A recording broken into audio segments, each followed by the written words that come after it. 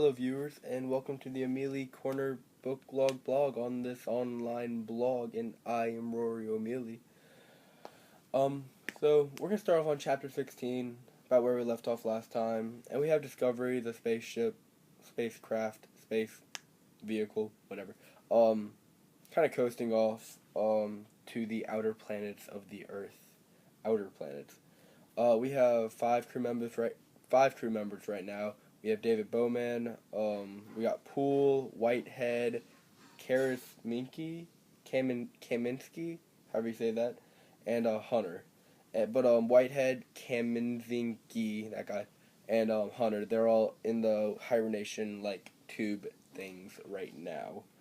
And you kind of have a sixth passenger, who you may know infamously, maybe not, maybe you don't, named HAL, which stands for, I'm going to try to pronounce this, cut me some slack, Heuristically Programmed Algorithm Computer, H from heuristically, and AL from algorithm. So HAL 9000 computer, he's the brain and nervous system of the ship. He basically reproduces or mimics the human brain. Yeah, but the creators of him, they basically said it was the idea of recreating or reproducing a human brain is far too complicated to understand it. However, when they did it, they kind of use the same things to do it, but they don't understand how the human brain works because it's far too complicated for human understanding. But it works, and in a way, HAL 9000 computer he thinks he is a thinking being, I guess. He can hold a conversation. He can I don't know. He can come up with his own ideas. He is a thinking being. In a way, he runs the ship, and the humans on it, primarily Poole and Bowman, they're just janitors. So that's kind of an introduction there on chapter 16. After that, Poole and Bowman, they're the only two still awake, not in hibernation. They take 12-hour shifts, completely switching roles, ranks, switching everything. So there's no competition for I own you, you own me, I'm in charge of you, you're in charge of me. And they're both too smart to quarrel about anything. They're too smart. I mean, they know it's not necessary. So after this, he kind of starts talking about Bowman. We're gonna go with Bowman. Bowman's his usual day, and not to get too detailed in it because it gets kind of monotonous, but Bauman studies with the computer about everything he may need to know for this trip. He learns so much about the spacecraft that they're on. He learns about Jupiter, Saturn, and everything about them that we know as humans. So yeah, he does a lot of studying. He says he's studied for the majority of his life. He is a studier. So he does that for at least 2 hours a day, and then the entire ship Discovery is about 400 feet long, but they only, to them, the entire universe inside that ship is a 40-foot sphere that they live in, and that's all that they can go around. So he'll go around that for a while when he has time, about 3 hours a day or so, just kind of explore, learn what he can. That area has the bathroom I was talking about probably a few book logs ago. Online book log blogs ago. They have the artificial rotating gravity thing going on. It's about equivalent to the moon's gravity, so judge that as you would like. And really their big hope for this is that for the near future, they said weeks or months, that their peace is not going to get interrupted, because they're two guys and they're having a fine time just living on this ship, being peaceful with each other, peaceful with their surroundings, just kind of enjoying where they are, trying to understand where they are. And then we get to a point where they're about passing Mars now, so they're a good way out, but they're not anywhere close to their destination. So they're passing Mars, going towards Jupiter, and they're about at day 86. Day 86, I think it said. Yeah, day 86.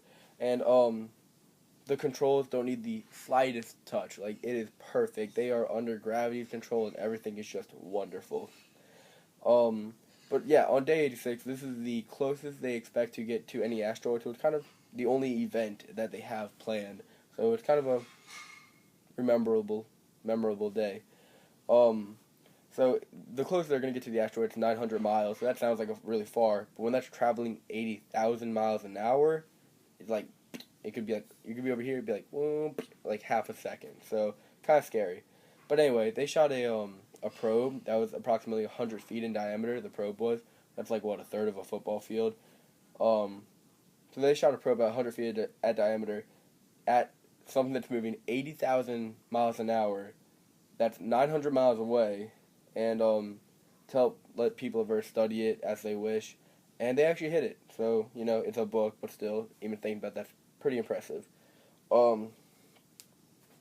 So people on Earth, back on Earth, they studied that, and all is going well. They just keep going. They didn't hit it. Everything's going as planned. But when that asteroid passed, that piece of solid rock, it kind of gave them like a sense of like, hey, we have a friend, a companion, something else here that's not a spaceship that we can walk on. And after that left, it kind of felt like they were alone again. So throughout this, you kind of have that loneliness feeling going on. So they're alone again. Oh, boo-hoo. So sad. So as they're getting closer to Jupiter, which is what they're gonna do is Jupiter's here. They're gonna go around it like this, take some of the gravitational pull, so they can go. They're gonna increase a whole lot of speed without using any extra jet fuel. Anyway, physics, look it up.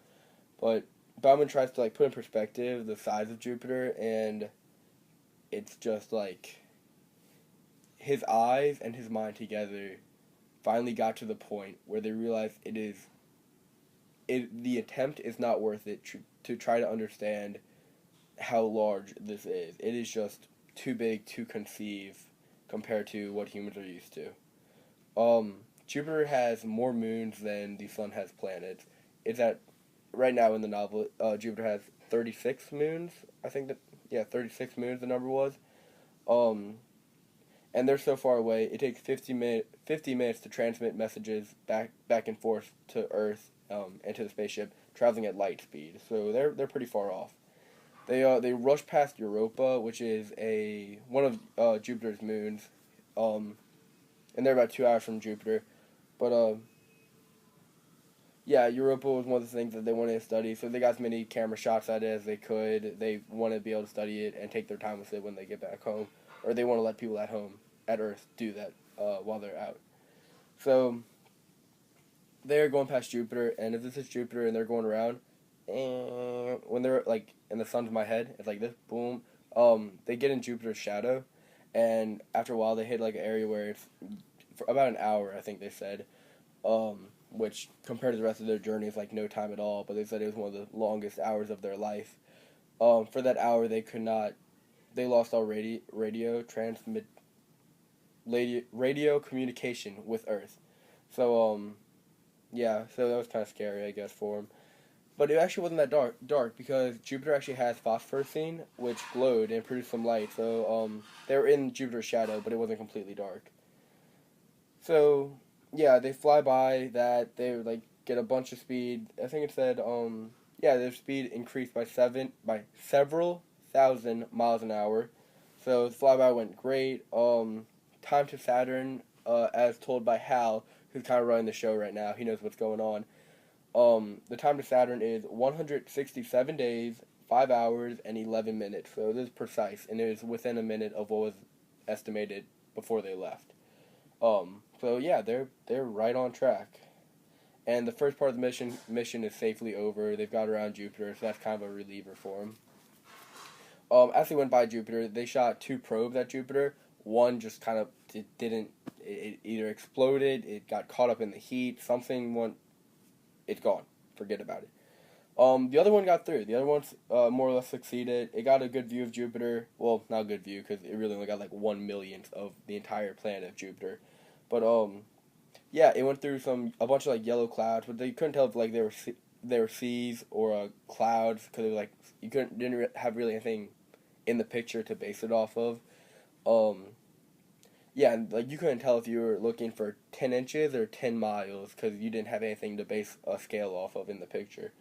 But this probe, it did its job, and like I said, it got about 1 millionth of Jupiter, of the area of Jupiter in it. But I mean, that's really all they could ask for. It did what they wanted, and it got pretty close. And after a while, the weight of the atmosphere crushed it, so it kind of got obliterated.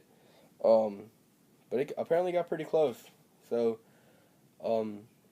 yeah, that was a lot that kind of got wrapped up. Their journey's been kind of like stable. Not much is going on other than like a little bit of foreshadowing with Hal and where he's going. That's really like the author put in there.